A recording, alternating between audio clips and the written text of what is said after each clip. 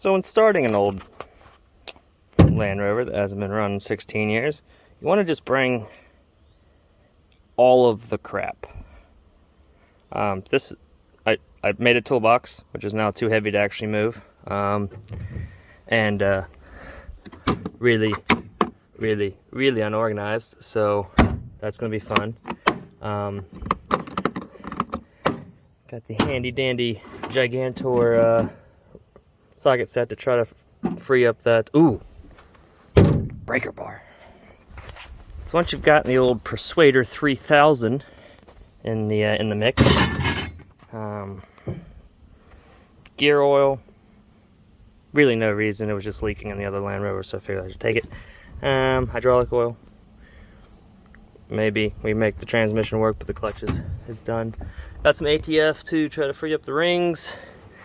I think I'm going to basically immediately pull the plug. There's only 4 of them, so it's kind of lazy not to. Immediately pull the plugs and try to free it up that way. Got some cleaners and stuff. I know I'm forgetting all sorts of stuff. This is going to be fun. So in the next episode of Bad Ideas, I'm looking at this 1963 Land Rover Series 2. From afar, oh, she looks amazing, right? I mean, some bad body lines, you know, there, but otherwise, not too bad, right? Then you take a closer look, and there's, you know, lack of frame in some places. The motor is complete, though, from what I can tell, except for the battery, obviously. Haven't been able to get it to turn. Pulling on the fan. It hasn't run in at least 16 years. At least. It's actually more complete than the 73 though, because the 73 didn't even have the original airbox, so that's apparently what that looks like. Duct taped on. That's good. So the engine looks alright, and the oil looks good. But, you know, for the most part, it's a little loosey-goosey. Let's just not worry about that. The wires all look pretty decent. Nothing too chewed. But then you go to, like, frame issues like this. Let's not worry about that. So, a little bit there. Not too bad up front here, but that frame letter B-pillar delete. Just all sorts of room in there.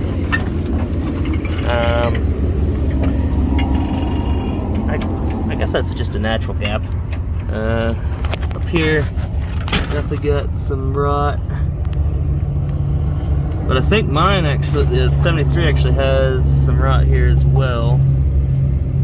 And that had already been kind of bladed. Hopefully there's a key. Probably not though.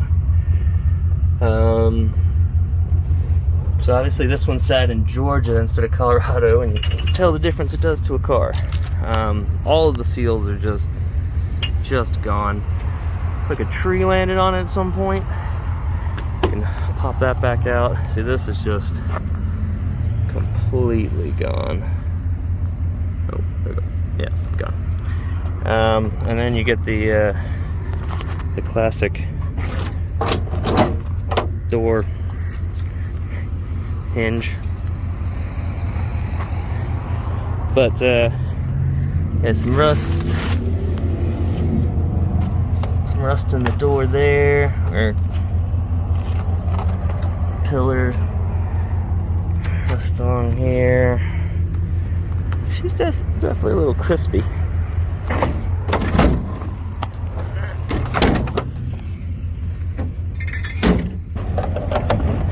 It's like, how does that even happen?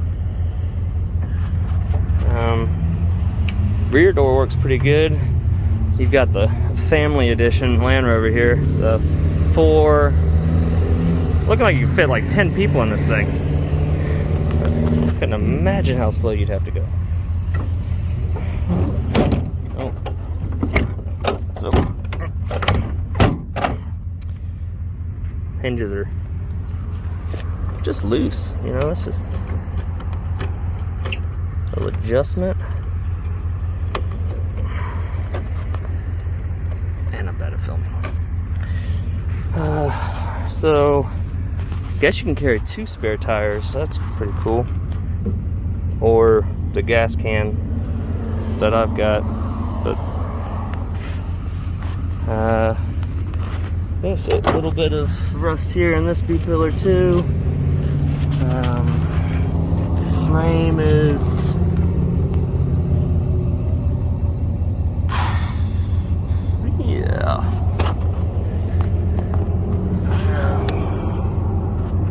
a little different than my other one.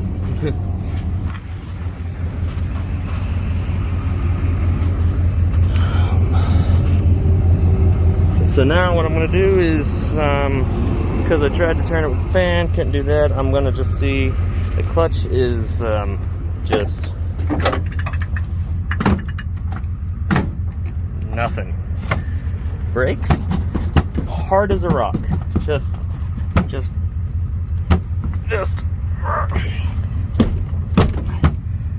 So yeah, seized.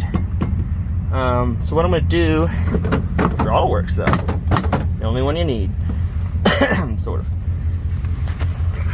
So this looks like it doesn't have overdrive like my other one. That would be like here. So this would be high-low, four-wheel drive engaging and disengage, or maybe the disengage for low. I don't know.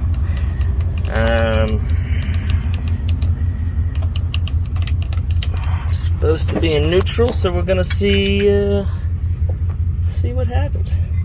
I don't know what this is. Just heater. Oh, that's a defroster. Oh wow, nice. Headliner could use a good scrub, but you know, really a gem. We're currently going 30 miles an hour, and she's not even running. God, you just don't get that with the new stuff. Amperage is 0. That's, you know, obvious. No fuel, which we might be lucky, and the fuel hasn't rotten inside the tank. Of course, the tank's probably rotten. So, I guess what we're gonna do is see what this guy will take for this thing. If this thing rolls forward, which it probably won't, but it will, because I'm just gonna pull the hell out of it. Like just 4 low. It's gonna move forward, whether the tires turn or not. Yeah. 16-year revival, something like that. Makes me feel like I should do a drive afterwards, try to compete with the other guys on this YouTube thing. Yeah, so maybe if I get this running, I'll drive to like Miami or some shit. That'd be fun. All right, well, we'll see how this. I'm just gonna yeah.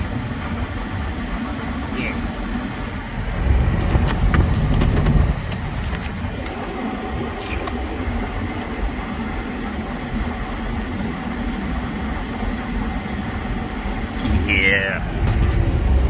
Okay. So,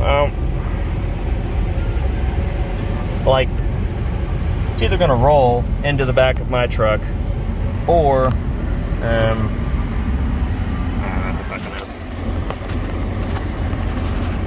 let's see if we can get this on film.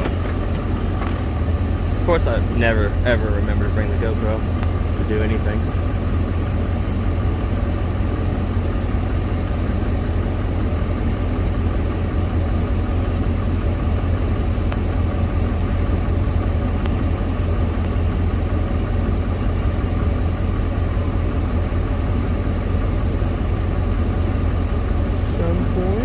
Either the chain fell off.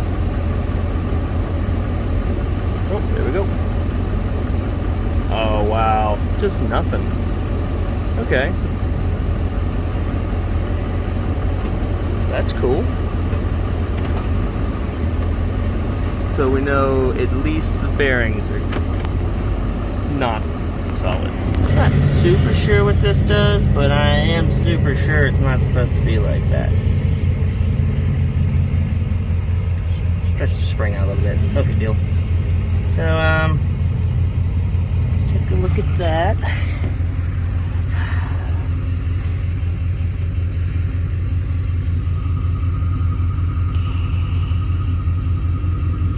And I guess I'll go ahead and try to spin the fan.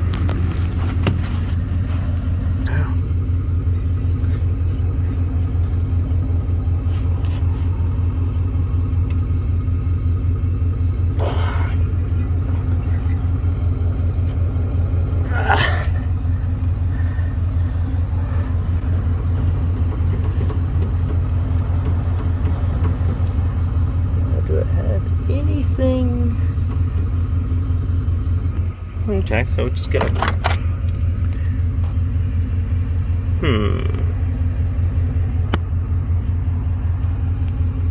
seems a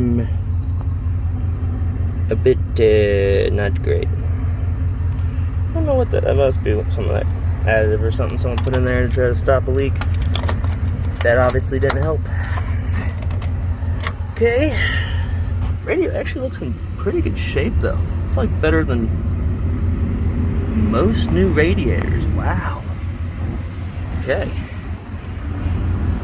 Just, what a vehicle. Kind of looks. Someone's done something to this within 25 years. Because it's just not that old. And she's rolling back and forth like nothing. Look at this. Here I was putting it in 4 low, which I'm probably going to forget to take it out of. I wonder why the truck's revving way too high. Ooh, nice. Still got the blades. Roof is not too bad. Just that massive dent up there. I think on this one I'm going to go with a thinner tire, because this kind of is a pain in the ass to see over a wide tire. You kind of wonder, you're always curious, like, why the Land Rovers always do really thin tires for all those around the world adventures? Well, that's why. Because you can't see anything. Alright, well, I guess let's see if this guy just like it's not even connected to anything.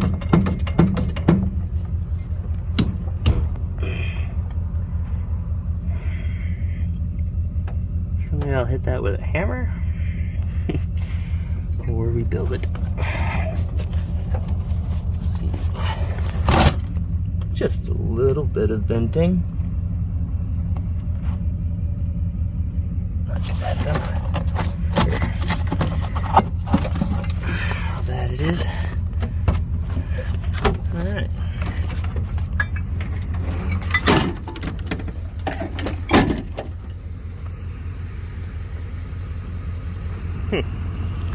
Look at this.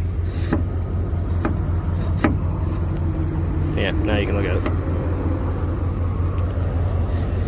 Ooh, the original mirror, so that's what my 73 is missing. That's where that hole is in the hood. What's this thing? That's cool. So you only have one mirror. Nice.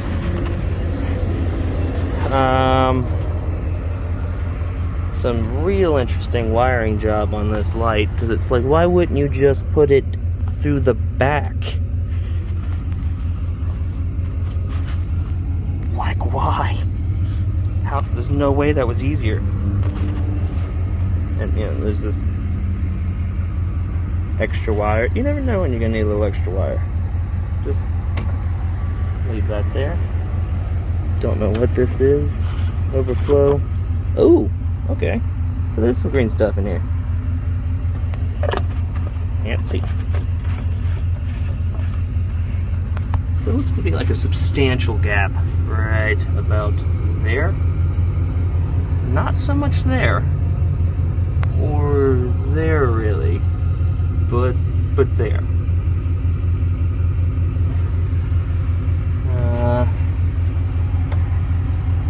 Okay, so I guess we'll call the owner, see if I can find a key for this thing.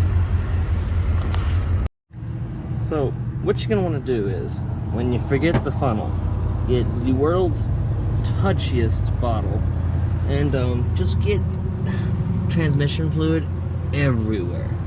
That way everything else is lubricated too. You know, you don't want to just do the cylinder heads. Why not do and rings? Why not do, you know, the manifold or the block itself, you know, or carb, or just whatever. Just be liberal with it. They put like a whole quart down this thing, which is way too much. But you know, fighting chance and all. So we'll see how that goes. Gonna let that sit for a while. And hook up the battery, I guess.